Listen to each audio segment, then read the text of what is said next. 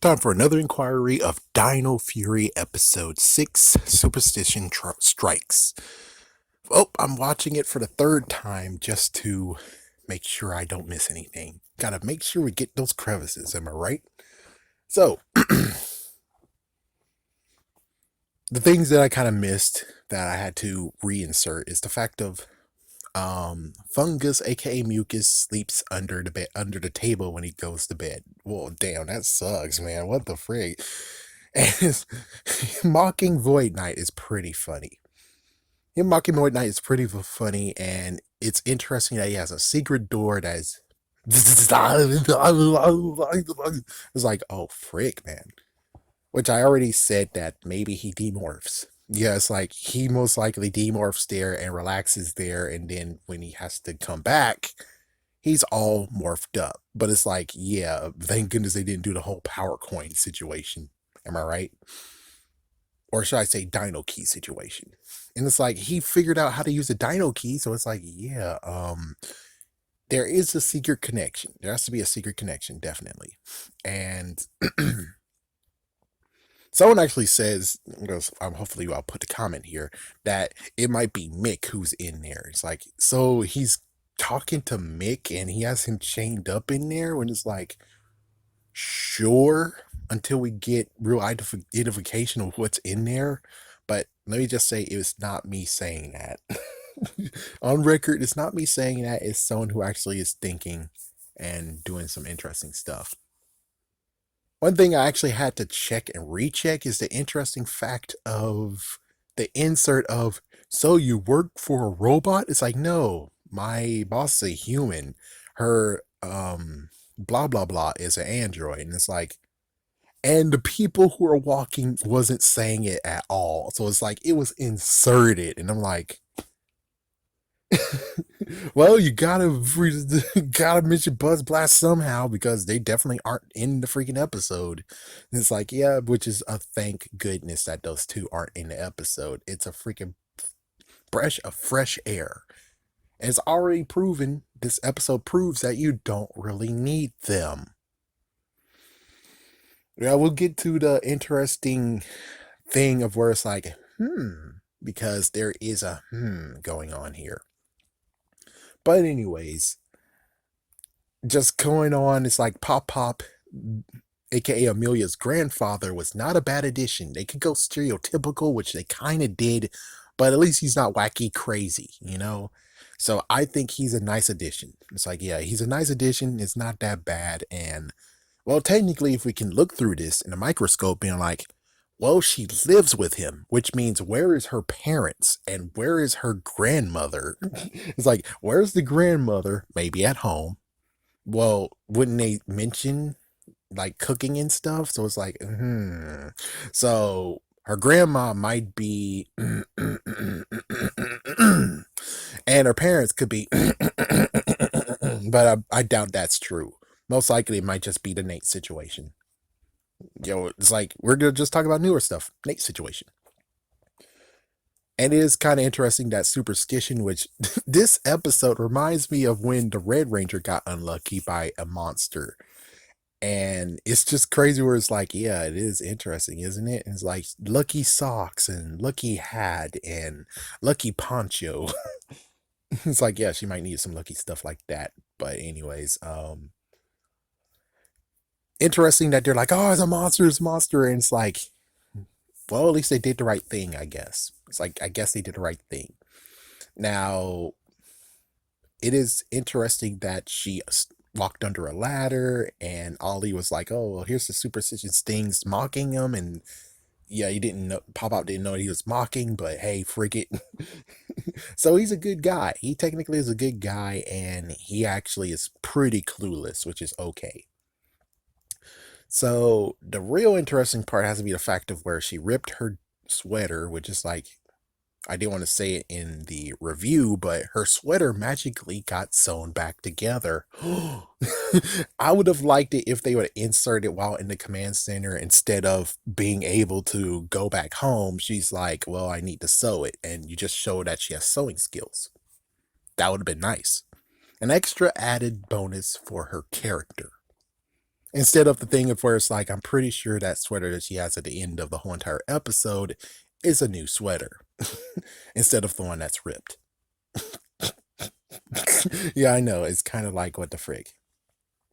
And it's funny that in the end of the episode, you show Izzy actually is a master at, in quotations, master at the booster keys. But yet here's Amelia, which people will be like, oh, but the reason why Amelia didn't use a booster key is because she's being overwhelmed and she couldn't think straight. And it's like, seriously, that should have been like the first thing you do if you're under fire. It's like, frick this boost key, booster key, use it, activate. It's like, yeah, how am I better ranger than you?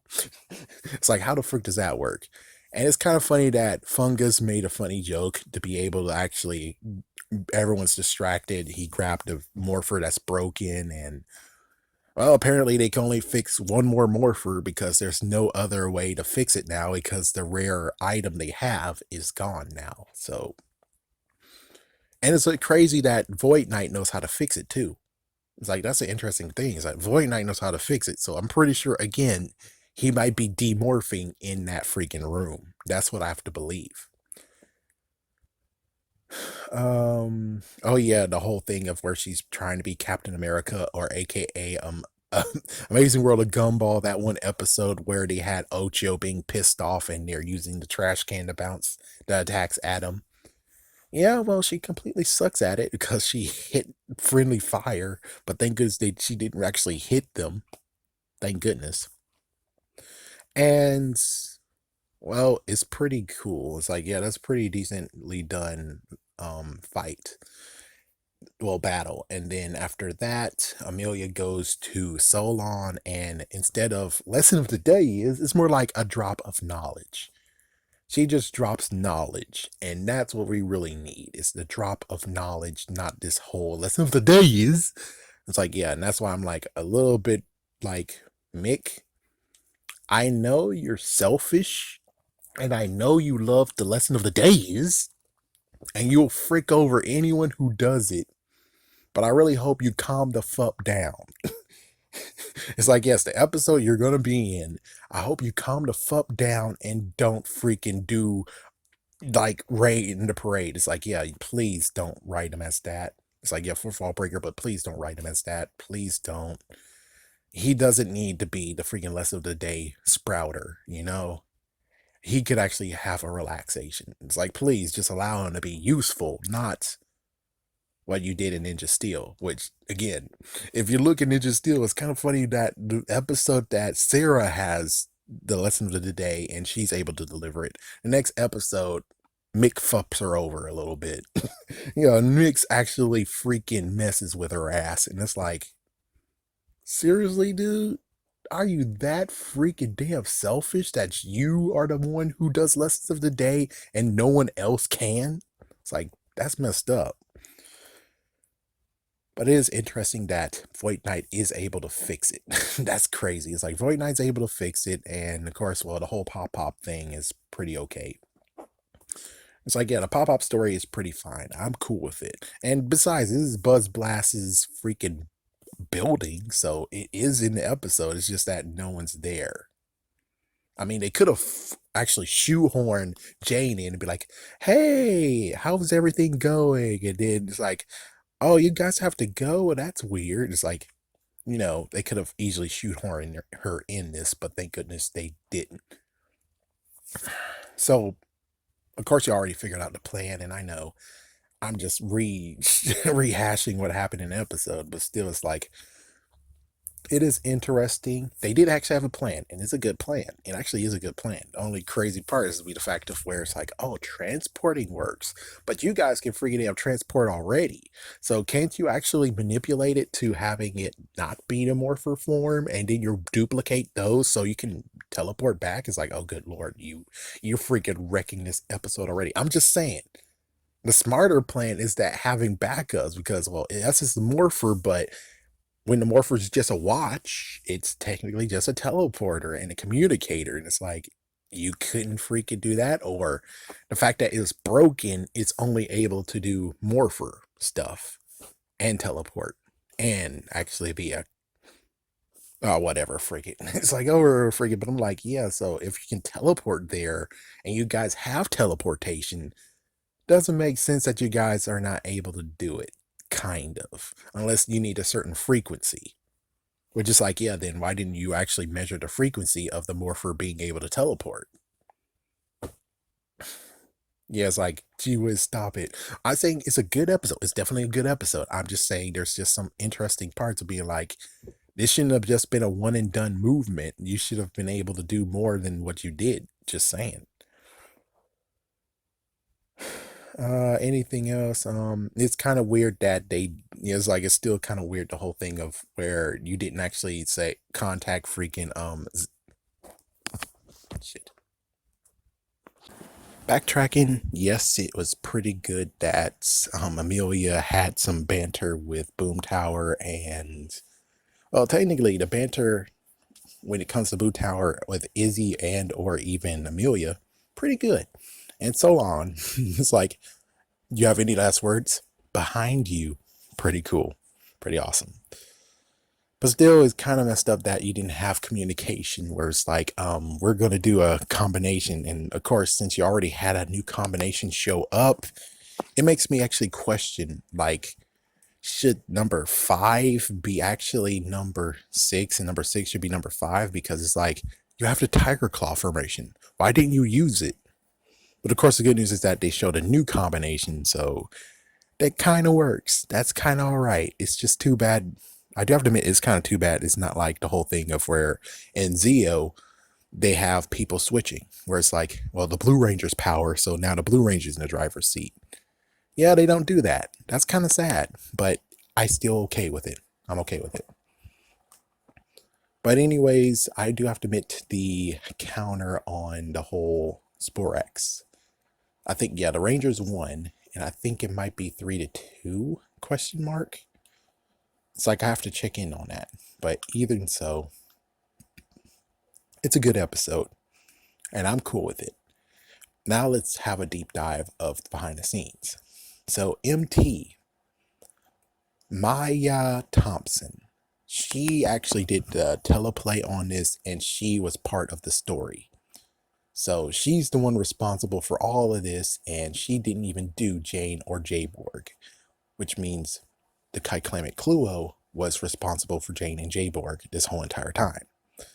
Yeah, that sucks.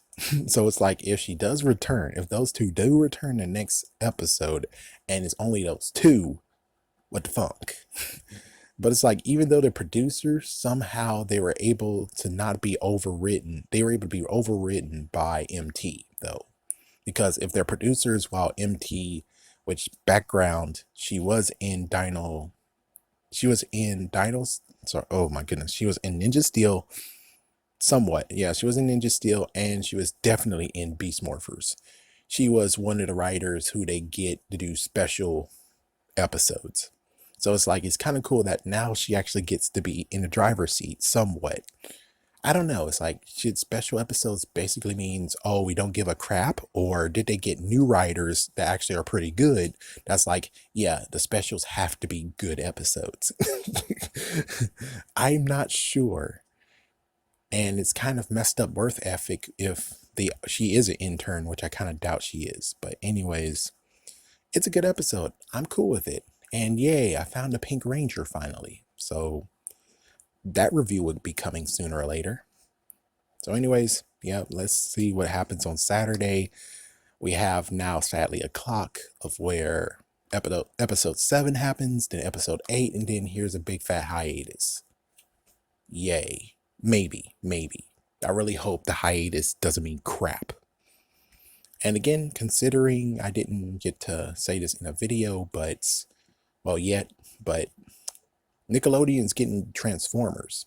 There has to be a bargaining chip now because they're getting Transformers. They had to do a bargain. So I'm pretty sure maybe, just maybe, they're able to get more things done with Power Rangers. I hope.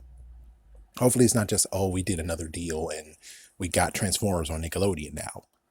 It's like, I really hope it's more the fact of you did bargain with them and you did make them actually do more episodes a year or something. It's like, please allow one season to happen 1 year.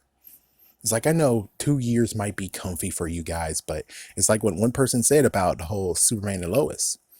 Superman and Lois is gone off the air until May 18th. And where all the fans are going to go? Everyone likes repetition.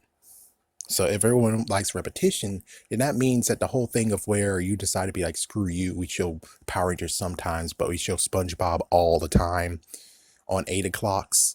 It's like, yeah, but how will the freaking fans come back? And even when it first started like that, it was hard to bring the fans back after this long hiatus. It's like you need to actually have this down packed.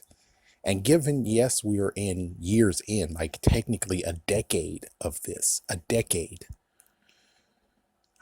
you still didn't bounce back from previous, even with Kids' Choice Awards. You did that and you're like, oh yeah, that's a good idea because it was nominated. And it's like, yeah, but you lost freaking viewership because of that. So it's like, they need repetition. You really need to actually put yourself in the game. But since Nickelodeon doesn't own it, they don't do crap. They do the bare minimum. They're doing better, thank goodness, but they're not doing as much as they could. I mean, they could at least put Power Rangers on like more than just Friday and Saturday. Just saying.